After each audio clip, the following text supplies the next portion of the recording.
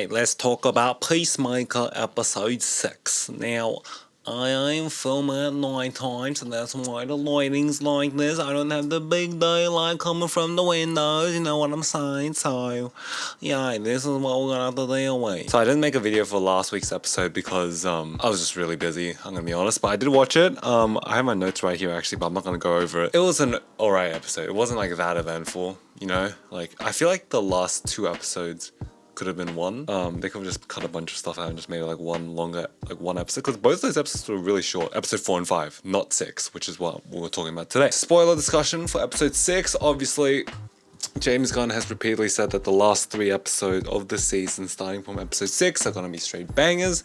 And this episode was pretty good. Shit is hitting the fan. I want to start off with saying the photo they take in that diner with that family, or that selfie as they call it, even though it wasn't a selfie, and the faces just start melting, like distorting down.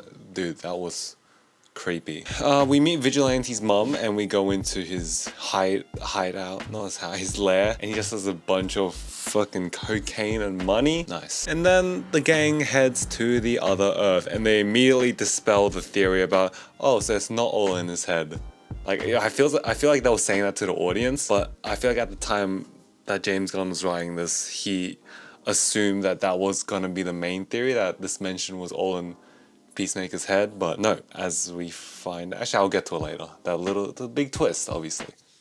Big, huge cameo, Lex Luthor, Nicholas Hoult, obviously great to see him and see him continue his story from Superman. I don't know what it is about his performance in here, but it just felt a bit off to me. I don't know what it is. I don't know. It didn't feel like the same Lex Luthor. Is that just me? I might just be tripping. I don't know. So he's got himself a deal to get moved to a different prison, and you know, it's gonna be a domino effect of him doing more and more partnerships and slowly reducing his sentence. Like first it's like moving prisons, then it's gonna be reducing like 100 years, then it's gonna be like 50 years, then it's gonna be like, hey, just parole, just help the US government out, you know, and yeah, you get all this free food and shit, and then eventually it's gonna be free and it's gonna lead to Man of Tomorrow. We'll circle back to that later, but alternate Vigilante, the exact same, except he fights with the Sons of Liberty. So I'm assuming that in this universe he is a good guy, he is an anti-Nazi. That's what I would have expected, to be honest. I would have been very surprised if he was one of the bad guys in this alternate universe. It's always jarring to me whenever like films and TV shows do this, where there's like 2 of the same character and there's like an obvious mask down the middle, and they have like that flat shot of both of them and they're clearly just acting against nothing. It always feels weird to me. I don't know if that made sense, but an alternate Vigilante's arch enemy is Peacemaker. Wow, okay. And then as she starts walking outside, and I think we all knew what was gonna happen, it's Nazi Earth, and Harcourt immediately clocks that she hasn't seen a single person of color. You know, our Peacemaker's just dumb, and I guess he grew up in like that white area, so it's not really rooted in his senses, but I guess it just really highlights how dumb Peacemaker is sometimes. Because Harcourt kind of clocks it in within like her first 2 hours of being on this Earth. And yeah, as everyone predicted, Earth X. I wonder if James Gunn regrets like how many clues he put, or like how obvious he made it. Fans were clocking in from like episode 2 or 3 or whenever the Earth first showed up that this is a Nazi Earth because everyone and all the extras are white. It reminds me of Westworld, you know, Westworld season 1, where the internet just figured out the whole season from like the first 2 episodes or something, or the first episode. The internet kind of just figured out this huge twist like ages ago, and I wonder how James Gunn feels about that. So yeah, it looks like next week shit's about to hit the fan again, even more.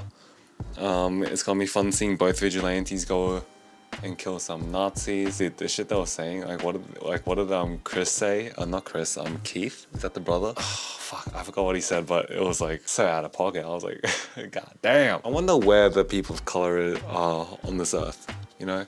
Are they just all eradicated? Are they kept in some like island or some area?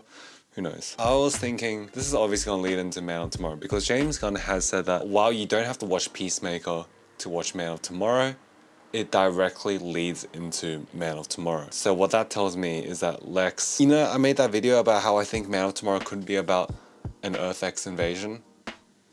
I think it still might be possible. I think the chances of that are slowly dwindling because everyone seems to be riding on the Brainiac idea. But the way that James Gunn worded that this is gonna like lead into Man of Tomorrow. But at the same time, if they don't like resolve this Earth X thing by the end of this season, I'm gonna be like, feels a bit incomplete, you know? Because I would like these characters to deal with this Earth and these villains slash characters. Otherwise, it would just be a cop out. I don't know if that makes sense. But yeah, good episode, I guess. Obviously, the twist was a long time twist. Much of a twist as a wooden plank. Everyone kind of saw that coming, but it was still good. I like how they really doubled down on the whole suburban street coming out to chase ads down the road. James Gunn was like John Cena's acting in this episode, like episode 6, the one we just saw, it made me cry. It's his best acting of his entire career. I think he said it was in this episode, but I don't remember anything. I don't remember anything.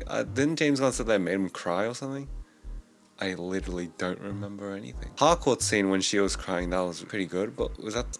I don't know, man. Let me know what you guys thought about the episode. And next week... Oh, wait. Of course, the prisoner... No, not... Yeah, the guy that they bring out in the prison to help out Rick Flag.